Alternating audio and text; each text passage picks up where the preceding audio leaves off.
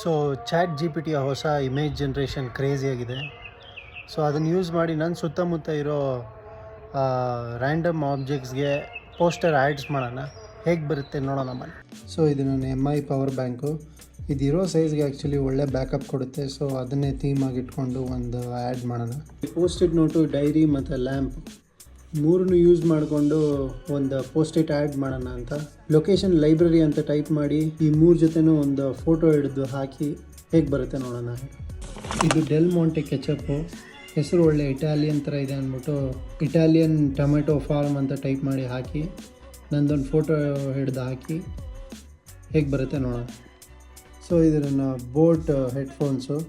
So ಇದರ ಆ್ಯಡ್ನ ಯಾವ್ದಾರ ಒಂದು ಡೆಸರ್ಟಲ್ಲಿ ಸೆಟ್ ಮಾಡಿ ಒಂದು ಟ್ಯಾಗ್ಲೈನ್ ಕೆಳಗಡೆ ಮ್ಯೂಸಿಕ್ ವಿಚ್ ಟ್ರಾನ್ಸ್ಪೋರ್ಟ್ಸ್ ಯು ಅಂತ ಹಾಕಿದ್ರೆ ಹೇಗೆ ಬರುತ್ತೆ ಅಂತ. ನಾರ್ಮಲಾಗಿ ಯಾವ ಐಟಮ್ಸ್ಗೆ ಆ್ಯಡ್ಸ್ ಇರಲ್ವೋ ಅದಕ್ಕೆ ಏನೋ ಒಂದು ಮಾಡೋಣ ಅಂದ್ಬಿಟ್ಟು ಈ ಬಾಚನ್ಗೆ ಸಿಕ್ತು.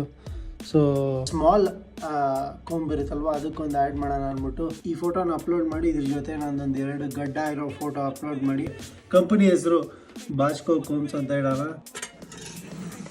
ಸೊ ಇದೊಂದು ಹಳೇದು ಜಾತ್ರೆಯಲ್ಲಿ ತೊಗೊಂಡಿರೋ ಪಿಟೀಲಿತ್ತು. ಸೊ ಇದಕ್ಕೊಂದು ಆ್ಯಡ್ ಮಾಡೋಣ.